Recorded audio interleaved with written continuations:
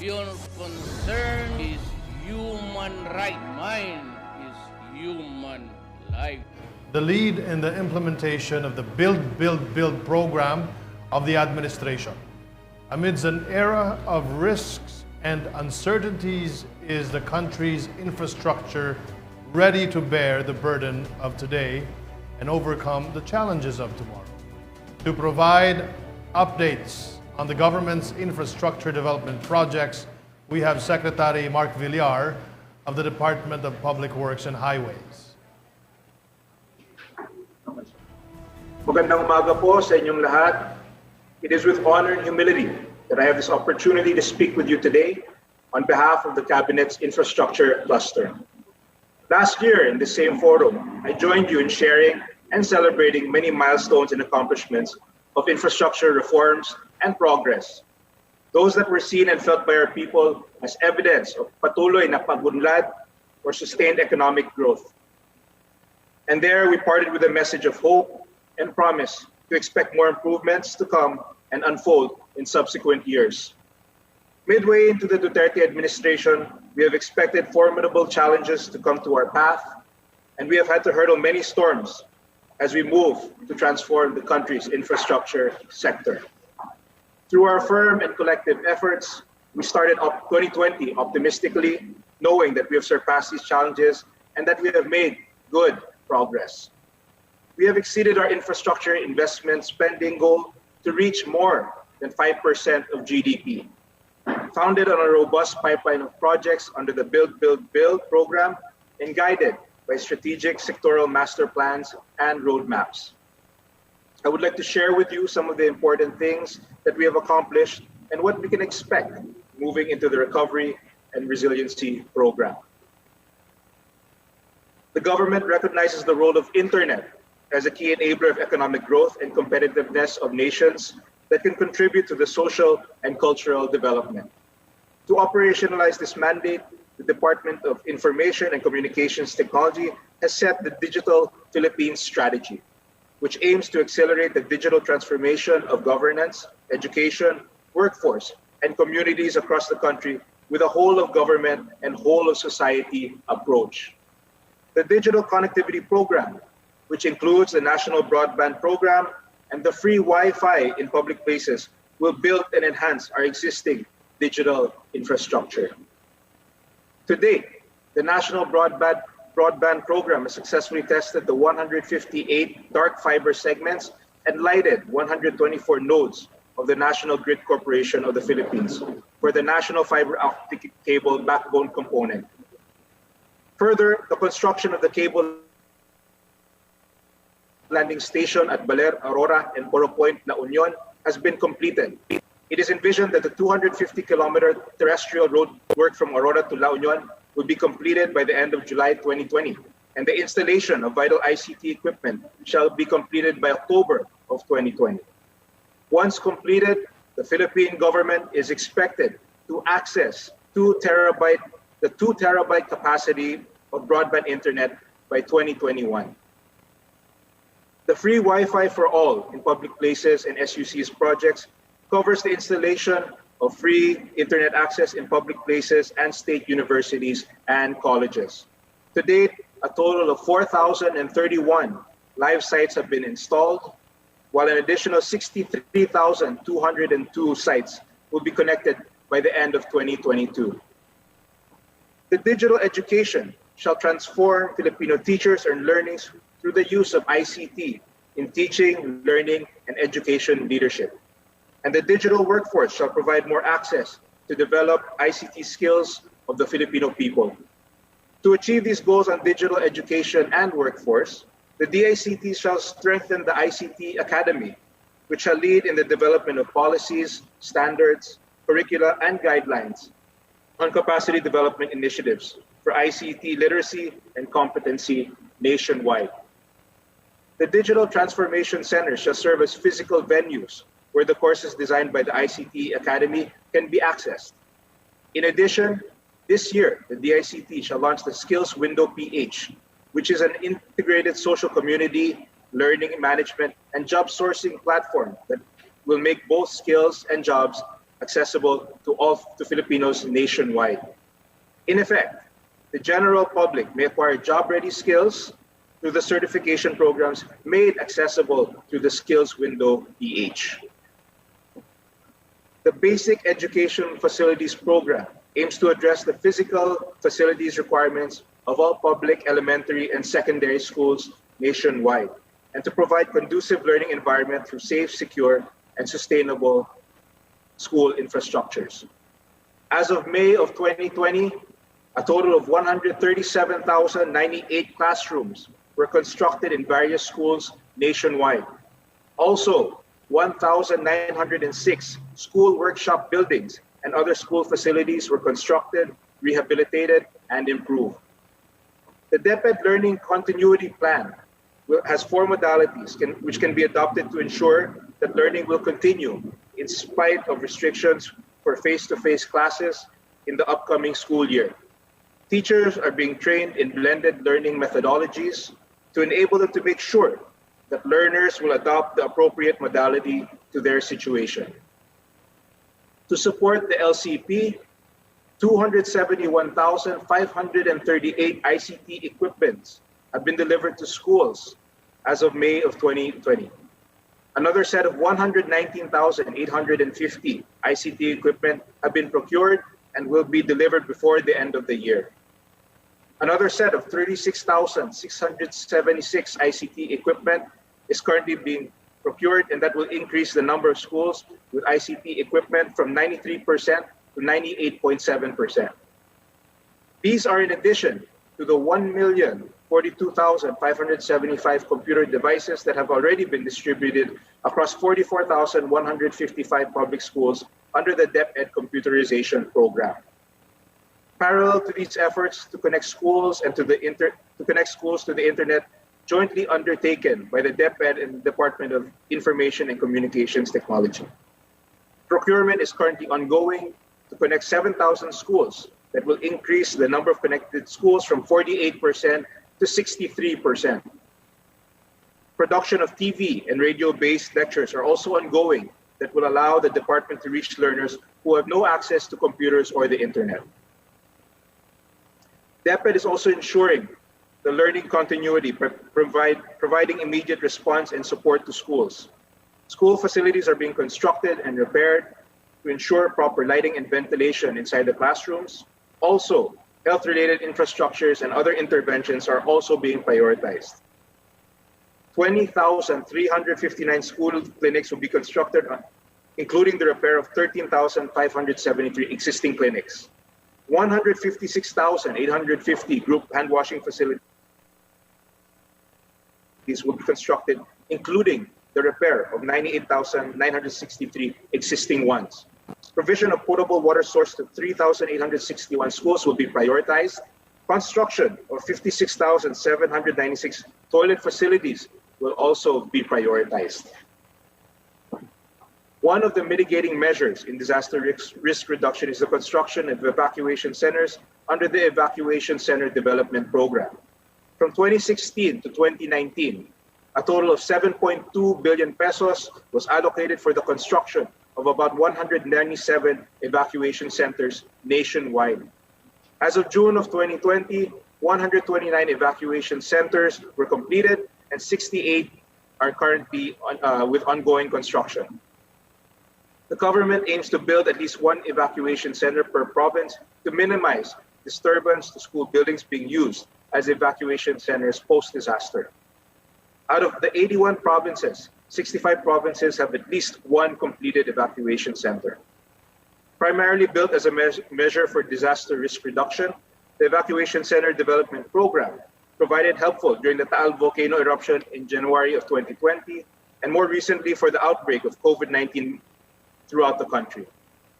63 evacuation centers were utilized as health quarantine facilities capable of providing health monitoring and treatment to about 2,292 individuals. As of June 2020, a total of 1,686 persons were accommodated in these facilities. The Center and Residential Care Facilities Infrastructure Project of the Department of Social Welfare and Development aims to give exemplary care and welfare services to marginalized and disadvantaged individuals, groups and families including abandoned and neglected children, children in conflict with the law, street children, children with special needs, abused and trafficked girls and women, abandoned and unattached older persons, persons with disabilities, and deportees. In 2018, 1.4 billion was allotted for 210 projects in 71 dilapidated and congested facilities and in 4 new centers. As of June of 2020, 87% of 182 projects are already completed.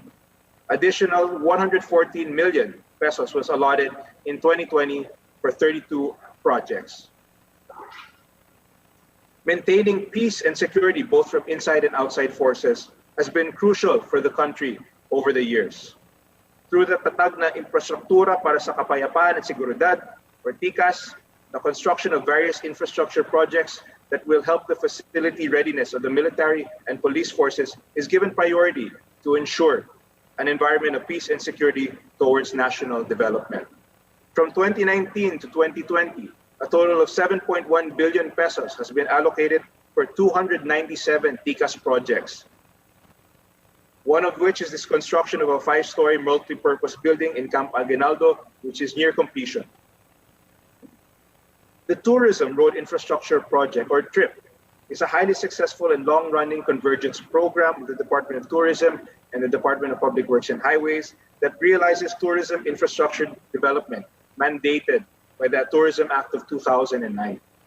To date, a total of 104.5 billion pesos has been allocated for projects from 2016 to 2020, developing about 3,667 kilometers of access roads.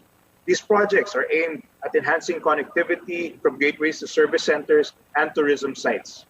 As of May of 2020, 1,950 kilometers of tourism roads have been completed. The role of infrastructure is vital in sustaining tourist development. In our Boracay rehabilitation program, for instance, the government is currently providing a safe and efficient road network throughout the island. Support infrastructure like pedestrian infrastructure, such as bike lanes, drainage, and enhancements, such as lampposts and landscaping, are being rolled out towards a more rewarding experience for both locals and tourists.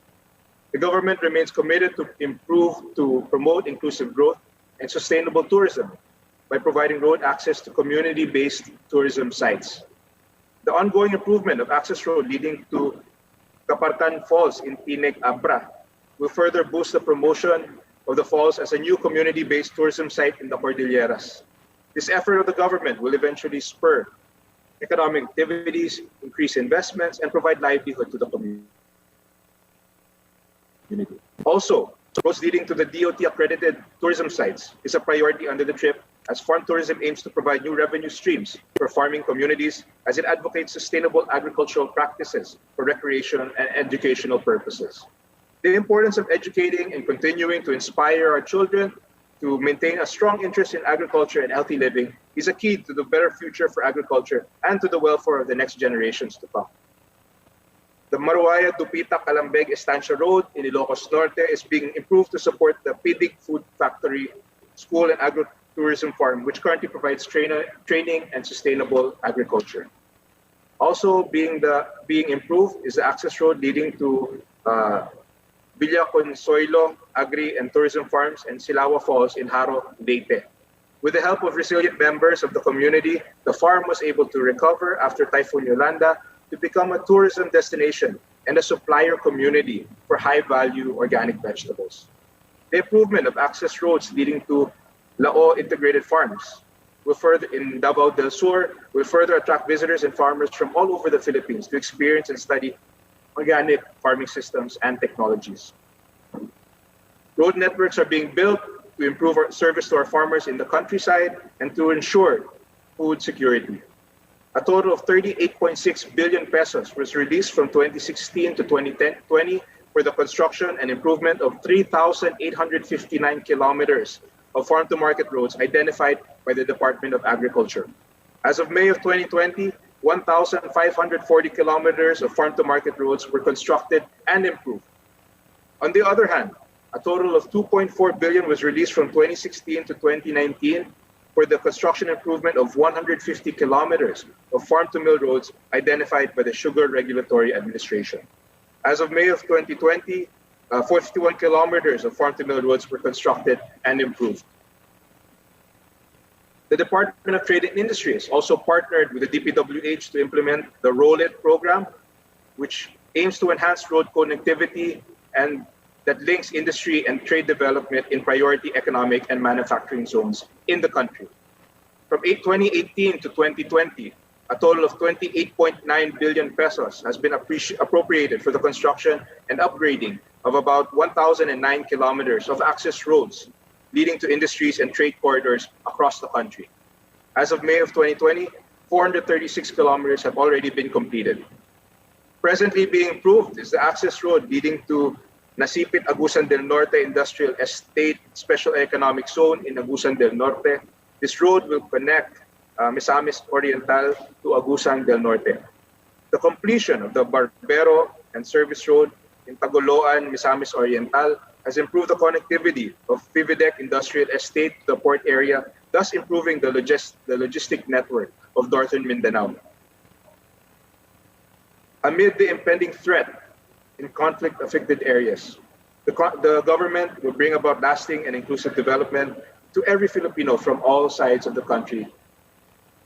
The 19-kilometer Marawi Trans-Central Road project under the JICA grant has made remarkable progress since work resumed towards achieving the early completion goal by December of 2020.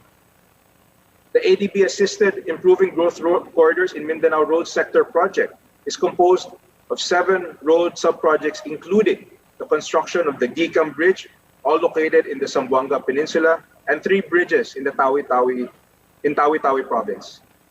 Upgrading of road connecting Alicia to Malangas, Tampilisan to Sandayong, and Lutiman to Gicam is ongoing.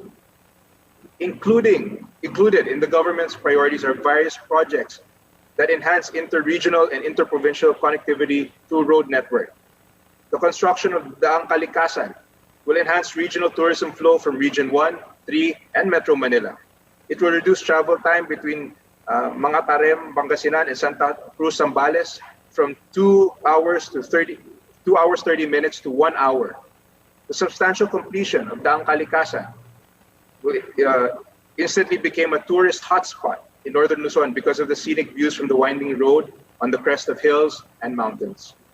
The Samar Pacific Coastal Road Project, which involves the construction and improvement of 11.6 kilometers and it includes 3 bridges, is targeted to be completed by this year. The 16-kilometer Coronadal Lutayan Columbia Matanao Road is an alternate road from the municipalities of South Cotabato, Sultan Kudarat, and Barm provinces to Davao Region, to Davao del Sur. Travel time from Coronadal City, South Cotabato to Matanao, Davao del Sur will be reduced from 4 hours and 10 minutes to 2 hours and 20 minutes. The project is already 85% complete and is targeted to be complete by early 2021. The construction of Sindangan-Bayog Lakewood Road will reduce travel time between provinces of Zamboanga del Sur and Zamboanga del Norte from 6 hours to about 2 hours. The project is currently 62% complete.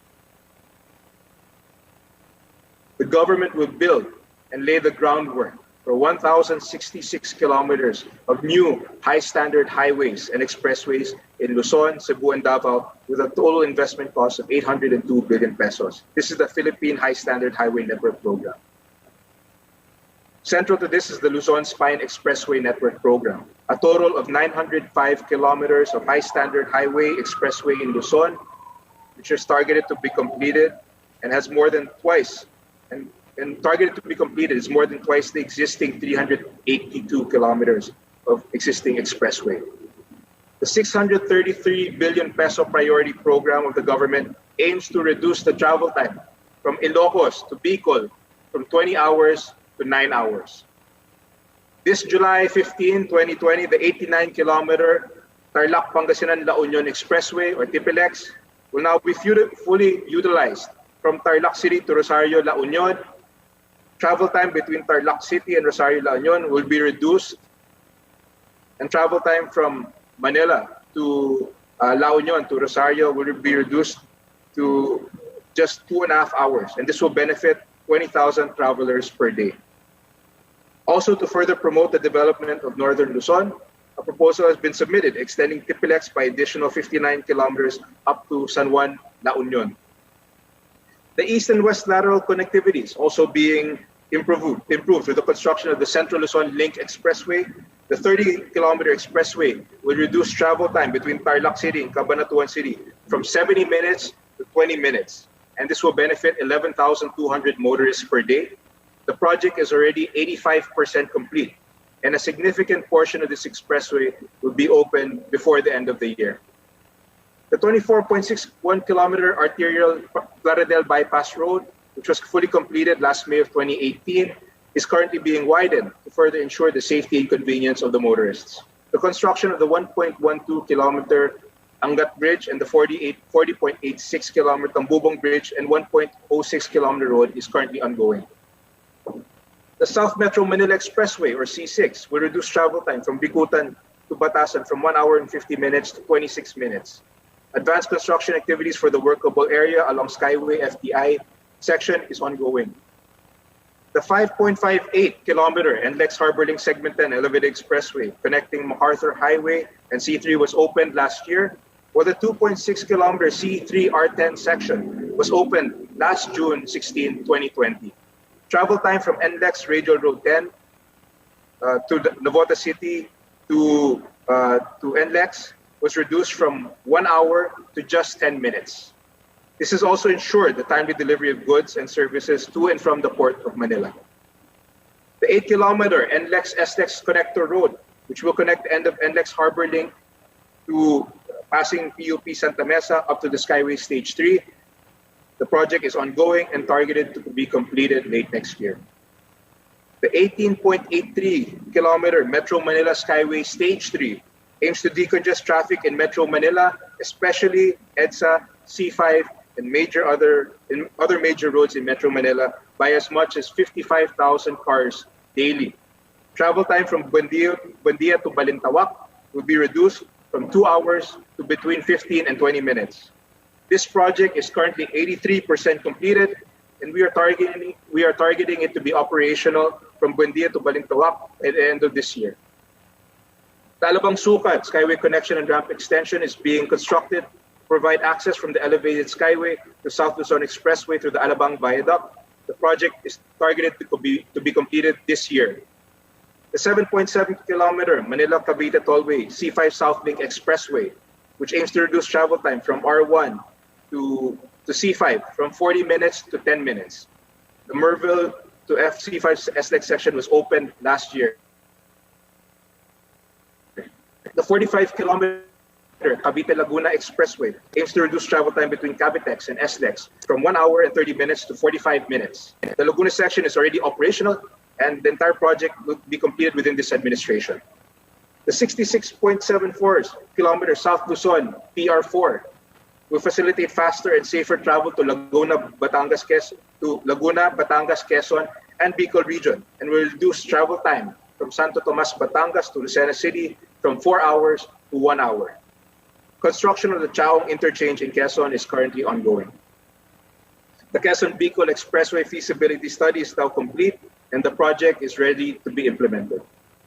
The 15-kilometer Camarines Sur Expressway connecting the municipalities of San Fernando and Pili in the provinces of Camarines Sur will reduce travel time from 51 minutes to 11 minutes and is already ongoing. The government is also enhancing the connectivity of the expressways to the national and local roads through the construction of interchanges and access roads.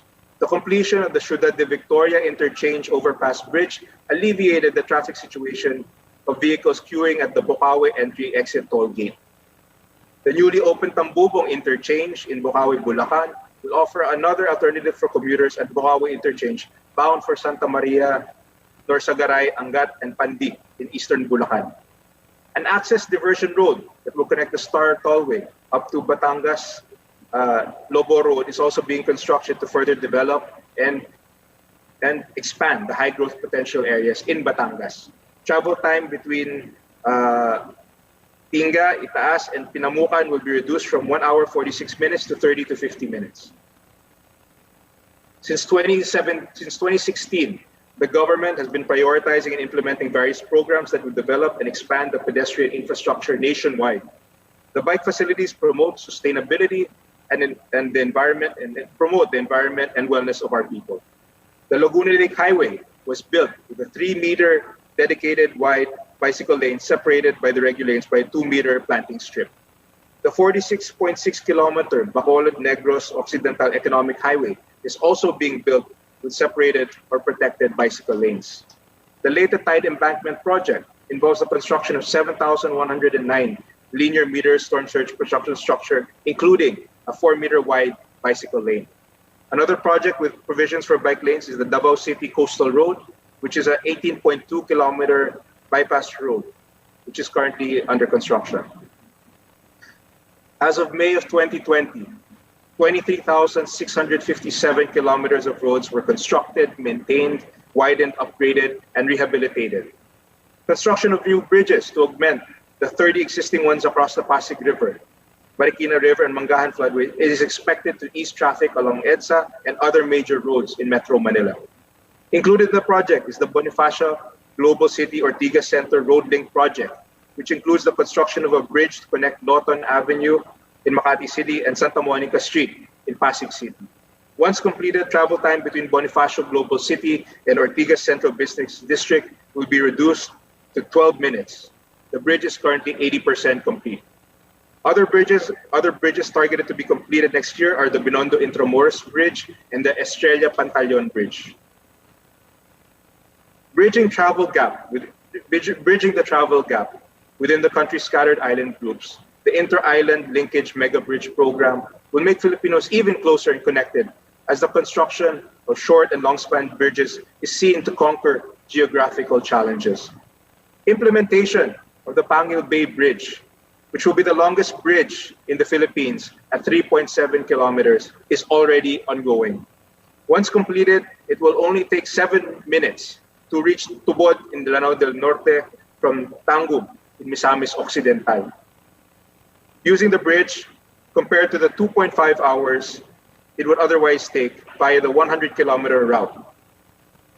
The implementation for the NEDA board-approved Samal Island Davao City Connector Bridge is targeted to start in January of 2021. Once completed, travel time will be reduced from 25 to 30 minutes via Roro ferry operations to 2 to 5 minutes via the connector bridge. Another project already approved by the NEDA board is the Bataan-Cavite Interlake Bridge, and the detailed engineering design for this 32-kilometer bridge is targeted to be completed in 2021. Another bridge is the 32-kilometer series of bridges that will connect the islands of Panay, Guimaras, and Negros, which was already approved by the NEDA board last January 28 and 2020. The conduct of the detailed engineering design study of the Cebu-Mactan Bridge and Coastal Road Construction Project is funded either JICA grant, and this detailed engineering will start in September of this year. The Panglao-Tagbilaran City Offshore Connector Bridge Project, which aims to reduce travel time from Tagbilaran Seaport to Panglao Island from 45 to 15 minutes. Construction of the approach roads and bridges are ongoing. As of May of 2020, 4,959 bridges were constructed, widened, upgraded, rehabilitated, and strengthened. Every year, the Philippines is visited by an average of 20 typhoons. Due to the geographical situation, our country has a long history of experiencing annual floods that have devastated our infrastructure and cost us human lives. Therefore, a number of flood control measures were rolled out by the government to reduce flooding risks and effectively manage major flood events. As of May of 2020, 8,941 flood mitigation projects, structures, and drainage system projects were completed. Air connectivity remains one of the key factors to this country's progress. And with President Rodrigo Roa Duterte's twofold directive to decongest our main gateway, the Ninoy Aquino International Airport, and promote regional development across the archipelago, the Department of Transportation has completed a total of 180 airport projects since 2016. Since the start of the Duterte administration, we have completed the construction of 2 new international airports. We have 1 international airport currently under construction and 1 more international airport set for construction. Dubbed as the world's friendliest resort airport, the Mactan Cebu International Airport's new world-class passenger terminal building was inaugurated on June 7 of 2018 and is now catering to international flights. With the construction of the new terminal building, the airport's annual passenger capacity has increased from 4.5 to 13.5 million. Currently, the construction of the Bicol International Airport is more than halfway complete. The airport is being built on a 148-hectare lot and will have a 2,500-meter runway with a scenic view of Mount Mayon. The Bulacan International Airport will help decongest passenger traffic at the NAIA. The new airport is expected to be operational within 4 to 6 years from the target start of construction in 2020. Also aimed to complement the operations of NAIA, a new passenger terminal building is being built at the Clark International Airport. As we work on decongesting NAIA, rehabilitation work continue for its Terminal 2. Formerly tagged as one of the worst airports, the NAIA is now recognized as among the most improved airports in the world. Another gateway seen to help decongest NAIA, the Sangli Airport was inaugurated in February 15 of 2020. Construction of its additional facilities commenced on June of 2019 and was completed ahead of its March 2020 target schedule. Sangli Airport caters to commercial cargo operations and is utilized for general aviation and turboprop cargo operations from 6 a.m. to 6 p.m. To increase the operational efficiency of the country's airports and reduce daytime flight congestion, we have night rated a total of 22 airports, and we are targeting to have 13 more airports night rated by 2022. The government envisions the country's rail network to expand from 77 kilometers of operational railways to 1,900 kilometers, benefiting around 4.5 million passengers daily. Today, 6 railway projects are ongoing, 1 for rehabilitation and 8 more are due for construction. The Metro Manila Subway, the Philippines' first ever underground railway system, has started its mobilization works on December of 2019, and the parts of its tunnel boring machine was unveiled last February of 2020. The 36-kilometer subway will run from Quezon City to NAIA Terminal 3 and FTI in Taguig. It is set to commence partial operations by 2022 for its first 3 stations, while the entire rail line is targeted to be fully operational by 2025. Once completed, travel time from Quezon City to NAIA will be reduced to just 36 minutes. The Metro Rail Transit 7, or MRT 7, which will serve commuters from Quezon City to San Jose del Monte, Bulacan, is now 59% complete. Once the rail line is finished by 2021, travel time from North Avenue in Quezon City to Bulacan will be reduced from 2 to 3 hours to just 35 minutes. For MRT 3, rehabilitation and maintenance works are ongoing and are now at 49% completion. The rehabilitation works aim to restore the railway system back to its original design condition. Once rehabilitated, MRT 3 will increase the number of its operating trains, set from the current 15 to 20 trains set at peak hours, double the train operating speed from 30 to 40 kilometers per hour to 60 kilometers per hour, and slash by half the time between trains from the current 7 to 10 minutes to 3.5 minutes. After nearly 2 decades and 3 administrations, the construction of the LRT-1 Cavite Extension Project is now progressing with 48% completion rate. The 11.7 kilometer extension line will cut travel between Baclaran and Bacoor from 1 hour and 10 minutes to just 25 minutes. Partial operations for the first 5 stations is eyed by the last quarter of 2021. The LRT-2 continues to see progress as the overall construction of the project is now 90% complete.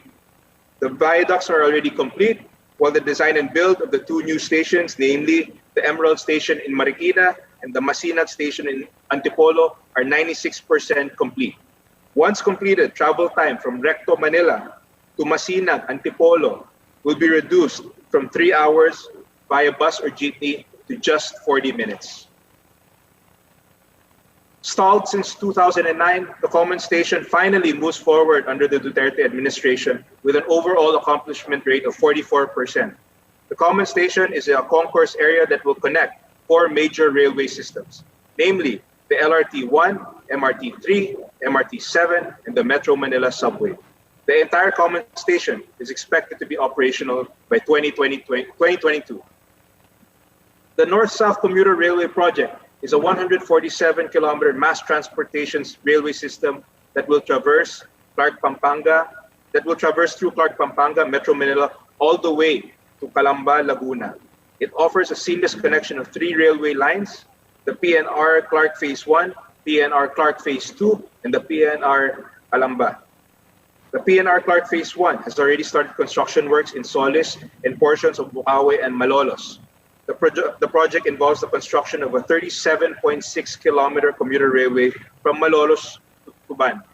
Once completed, the commuter railway will benefit over 300,000 passengers daily. The PNR Clark Phase 2 is a 53-kilometer extension from Malolos, Bulacan to Clark, Pampanga. This will feature the country's first airport express railway service. The segment is seen to accommodate 340,000 passengers daily. Partial operation of the PNR Clark Phase 2 is set in 2022. The PNR Calamba is a 56-kilometer railway line from Solis, Manila to Laguna. The right-of-way and site acquisition, detailed engineering design, and procurement for general consulting are ongoing. PNR continues to improve its services, further extending its routes from Malabon City to Erie in Laguna, and now with a total of 29 operational stations. With the addition of new diesel multiple units and passenger coaches from Indonesia and Japan, PNR will be able to extend and serve more passengers at an economically viable cost. PNR continues its refleeting strategy, and that is aimed at increasing capacity and frequency of trips. The 639-kilometer PNR Bicol Railway Project will connect Metro Manila, Region 4A, and Region 5, reducing travel time between Manila and Legazpi City from 13 hours to just 6 hours. Right-of-way and site acquisition and processing of the loan agreement for the project management consultancy are ongoing. Partial operability is targeted by 2022. Mindanao's first railway, the Mindanao Railway Project, has already started its pre-construction activities for its first phase. Phase 1 is the 100.2-kilometer rail line that will run from Tagum City, Davao del Norte, to Digo City, Davao del Sur. Pre-construction works and right-of-way acquisition are currently ongoing. Once completed, travel time between Davao del Norte and Davao del Sur will be reduced from 3 hours to just 1 hour. The Philippine Railway Institute, which will serve as the primary policy-making, planning, implementing, regulating, and administrative agency on human resource development in the Philippine railway sector. Since the start of its operation, a total of 143 railway personnel have been trained, while 116 trainees have successfully completed and certified. To boost maritime commerce nationwide, the DOTR and PPS completed a total of 189 commercial port projects, with 37 more ongoing. These port projects involve the port development and expansion, construction of port operations, building and passenger terminal building, installation of solar-powered lighting, improvement of power system, and other related infrastructure supporting port operations and maintenance. To increase the country's connectivity and mobility, as well as establish new local growth areas for tourism, trade, and logistics, 164 social and tourism port projects have already been completed, while 76 are ongoing. Inaugurated last year, the Parañaque Integrated Terminal Exchange, PITX, is the country's first land port. This new terminal serves as a transfer point for commuters from Cavite, Batangas going to general parts of Metro Manila. Aside from the PITX, 2 more intermodal terminals will be built. These are the Taguig Integrated Terminal Exchange and the North Integrated Terminal Exchange. There are also plans for future infrastructure projects such as the Metro Manila Bus Rapid Transit Line 1 in Quezon Avenue, EDSA, and the Makati BGC Greenway Cebu Intermodal Integrated Transport System, and the Davao High Priority Bus System. In 2019, in New Clark City, with only 18 months, the BCDA was able to complete Phase 1A of the National Government Administration Center in New Clark City. This unveiled the modern structures that we've seen during the 2019 Southeast Asian Games, a government building for backup offices of various agencies to ensure continuous service for the people in case of a disaster, a state-of-the-art sports complex with the aquatic center, athletic stadium and athletics village, the UP-PGH Polyclinic, the residences, and the 1.4-kilometer river park. Before hosting the Southeast Asian Games, the athletic stadium and aquatic center were certified world-class by the International Association of Athletic Federations and the Fédération Internationale de Natation. This year, BCDA is continuously building up access to the public to New Clark City through the ongoing construction of the New Clark to Subic Clark Tarlac Expressway, the SCTEX road. The road has a length of 12 kilometers and has 8 lanes, 2 interchanges, 3 bridges, bike and pedestrian lanes, roadway lighting, and linear parks. The 2019 Southeast Asian Games athletes, coaches, spectators, and sports officials benefited from the use of this road, which cut travel time from SCTEX to Capas Tarlac from 40 minutes to only 10 minutes. The project is now 80% finished and targeted to be completed by October of 2020. Also being constructed is the 19.8 kilometer 6-lane access road that will connect New Clark City to the Clark International Airport Phase 1. With a length of 5.33 kilometers, it is already 88% complete and is targeted to be completed in August of 2020. Upon full development of all 3 phases by 2021, the road will create a direct link from Clark Main Zone, Clark International Airport, to New Clark City and vice versa. Further, a 4.54 lane spur road to New Clark City will also be finished by this October. It is currently 70% complete. To strengthen the potential of New Clark City as an investment destination and an international trading hub for sports, BCDA has lined up among the priority projects the tender for the operations and maintenance of the sports complex and the selection of a joint venture partner for the development of the National Government Administrative Center Phase 2. New Clark City, which played a key role during the 30th Southeast Asian Games, is now helping the country as a quarantine facility. The government building and athletes village are currently among the We Heal as One centers, showing its resiliency as a metropolis and its reliability for multi-usage. It has been scaled up to contain the community spread of COVID-19. As early as February 2020, the Interagency Task Force on Emergency Infectious Diseases has already identified the athletes village as a quarantine site, following the urgent need for them to find a shelter for Filipinos coming home from foreign countries. The role of international of our countrymen amidst this pandemic.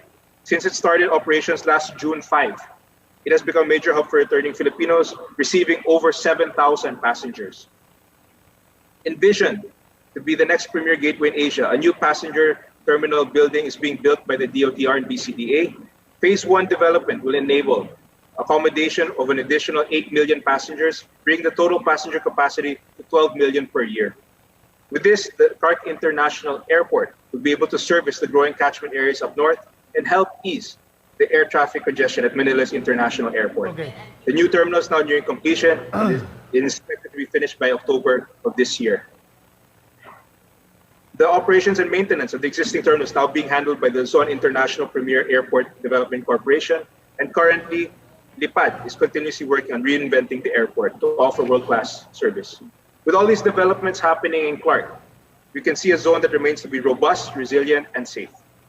The presence of a dedicated task force, stronger testing capability, connectivity to vital infrastructure, and the resilience of facilities help fuel the momentum to push our country forward. In view of the current situation involving COVID-19, implementation of infrastructure projects is subject to the compliance of construction safety guidelines. In addition to the regular occupational safety and health guidelines of the Department of Labor in the construction industry, the following are among the special requirements and regulations for the protection and prevention against COVID disease. Daily monitoring of our health workers, health checklists, exposure checklists, issuance of quarantine passes, physical distancing, discouraged of sharing of hand tools and power tools, regular disinfection at work areas, and no deployment of workers with pre-existing health conditions, including persons above 60 years old, so as not to compromise their immune systems. Yet it is comforting to know that in these trying times, many Filipinos from all walks of life have chosen to step up in the spirit of bayanihan. We have witnessed bursts of charity and resourcefulness from various groups and partners all around us.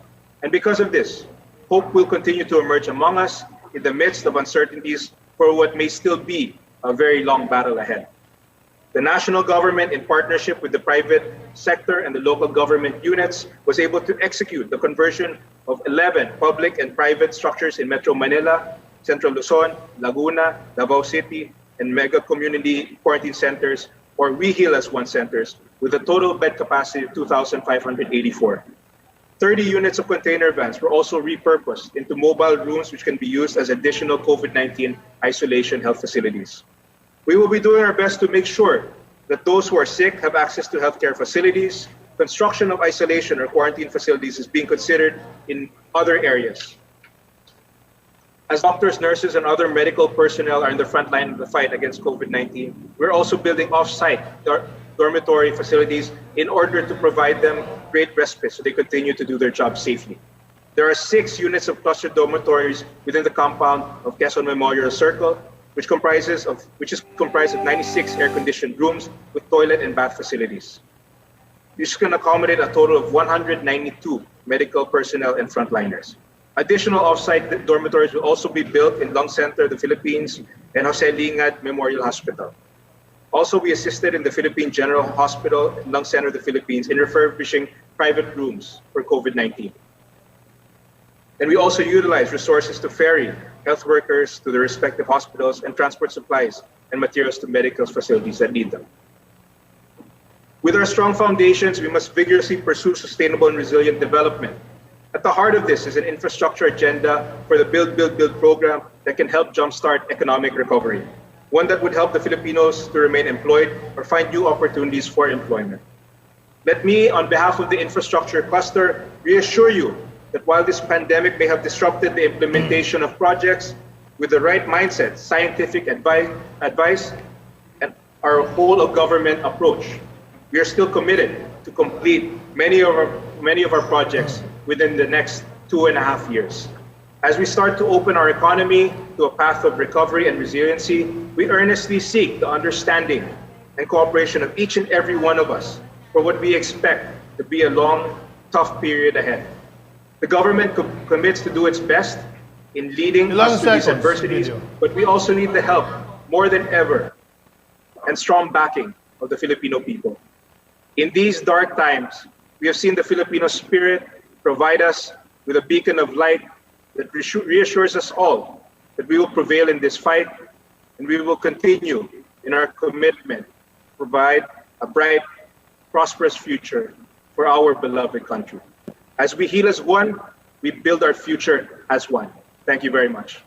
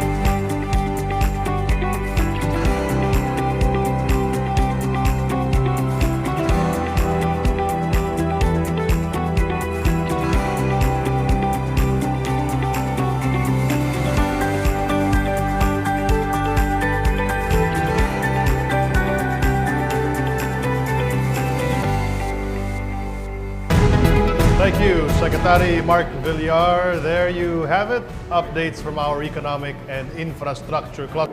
My fellow Filipinos, the accomplishments that we have just presented to you in this pre-zone forum are the fruits of our collective efforts to foster real, lasting, and meaningful change in our country. Numerous trials have tested our resolve these past few years, but we always emerge victorious because of our unity and bayanihan as a people. As we look to the future with much hope and positivity, let us continue to work together to build a better and more prosperous Philippines, and for ourselves and the next generation of Filipinos. Mabuhay ang Republika ng Pilipinas. Maraming salamat po, President Rodrigo Roa Duterte. Tayo din po ay nagbibigay papuri at pasalamat sa ating mga kaibigan sa kabisa ng mga broadcaster ng Pilipinas, RTVM, PBS, Malacanang Press Corps, PIA, PNA, IBC, PTV, Department of Finance, at special thanks kay Ma'am Lucy Cruz Valdez ng TV5, to all our cabinet secretaries and to all of you watching from home. Thank you for taking part in this year's Tatak ng Pagbabago. This is only the first. We in PCOO will see you again next week, July 15, for Tatak ng Pagbabago with the Human Development and Poverty Reduction Cluster and the Participatory Governance Cluster. Please stand by sa ating po mga social media channels of PCOO and our participating agencies. A press conference on the pre-SONA shall take place. Tapos na tayo yun. Meron pa ba? We're done with the press conference? We still have one? Okay. Oh, so there's one more press conference after this. This has been Tatak ng Pagbabago 2020, the Pre-SONA Forum. Meron pa yung conference?